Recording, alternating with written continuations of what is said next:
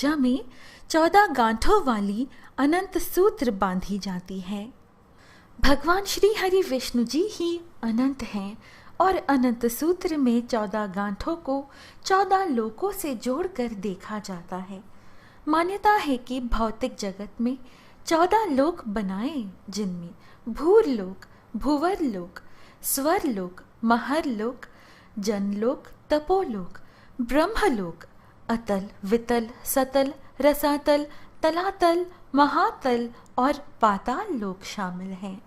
अनंत सूत्र में लगने वाली प्रत्येक गांठ एक लोक का प्रतिनिधित्व करती है। अनंत चतुर्दशी के दिन उदया तिथि ली जाती है और पूर्णिमा का सहयोग होने से, जैसे कि आज है, इसका बल और अधिक बढ़ जाता है।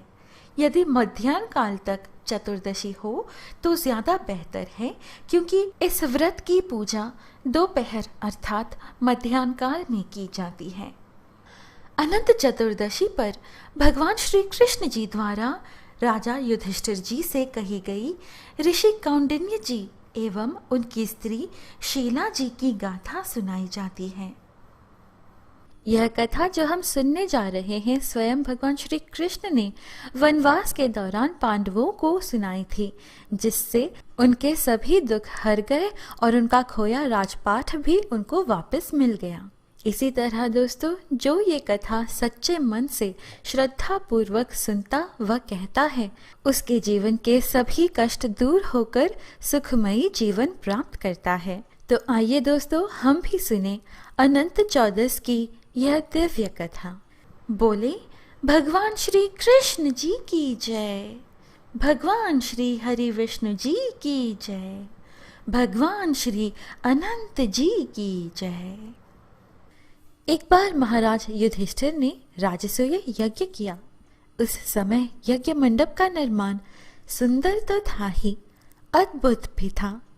वह यज्ञ मंडप इतना मनोरम था कि जल व थल की भिन्नता प्रतीत ही नहीं होती थी।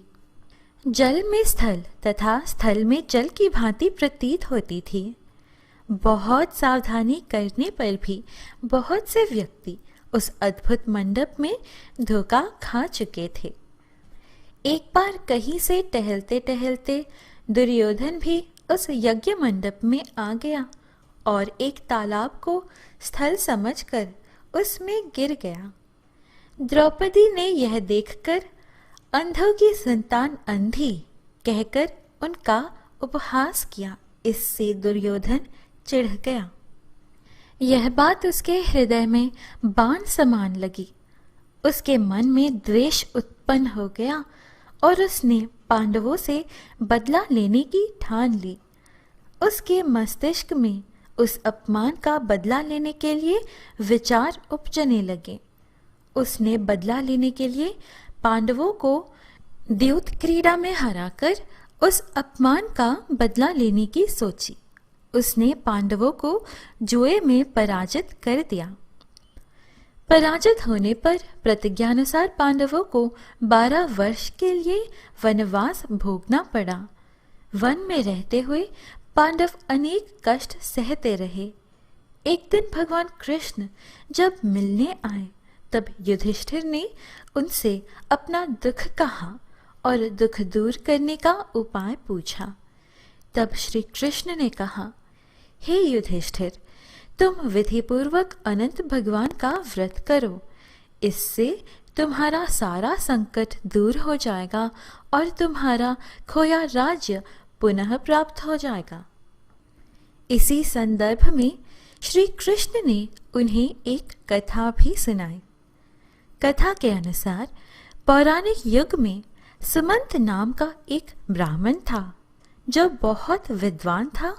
उसकी पत्नी भी धार्मिक स्त्री थी, जिसका नाम दीक्षा था।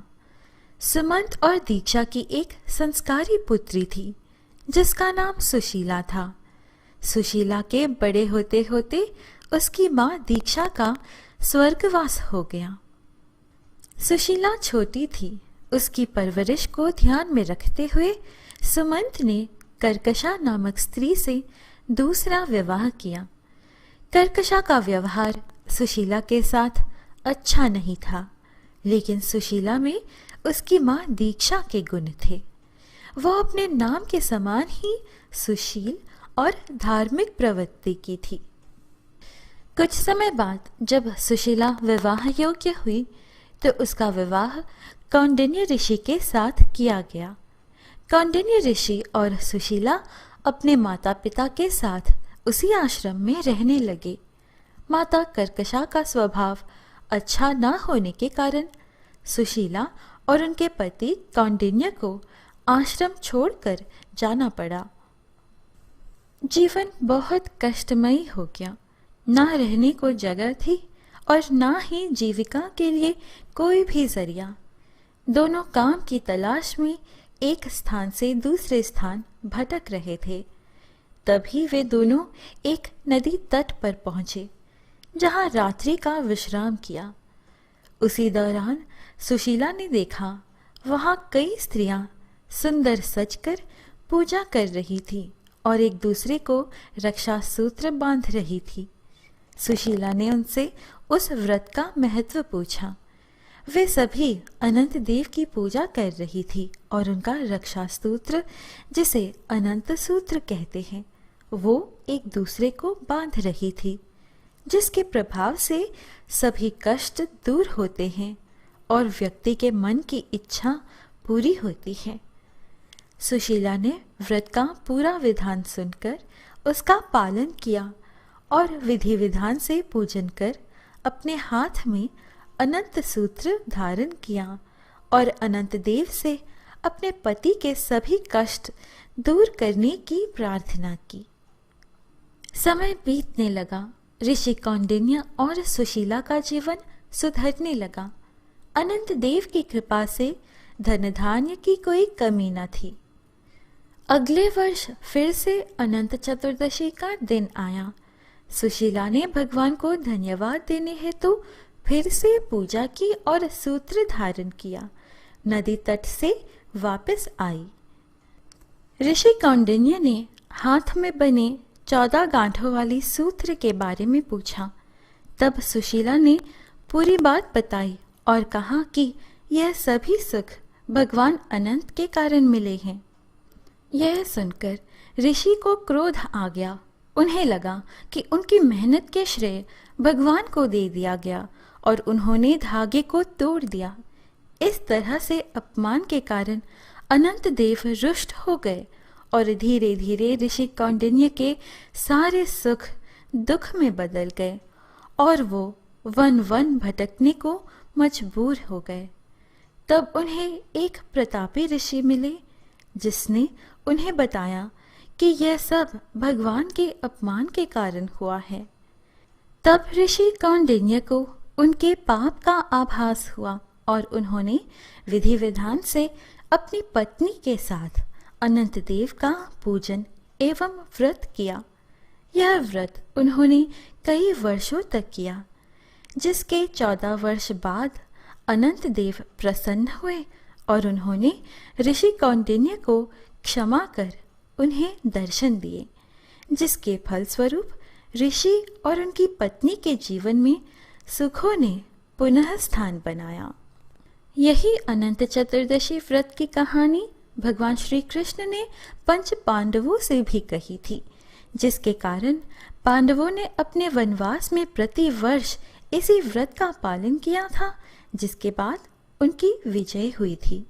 भक्तों, यह है अनंत चतुर्दशी की व्रत कथा।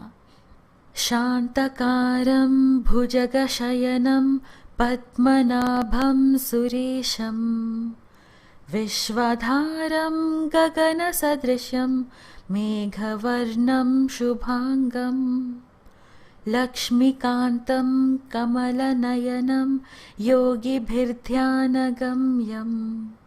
वन्दे विष्णुं भवभयहरं सर्वलोकैकनाथं। भक्तों, यह वीडियो देखने के लिए आपका बहुत बहुत आभार। आशा है आपको यह वीडियो अच्छी लगी। इस प्रकार के और वीडियोस पाने के लिए कृपया हमारे YouTube चैनल पवित्र वचन को सब्सक्राइब करें। फिर मिलेंगे अगली वीडियो में।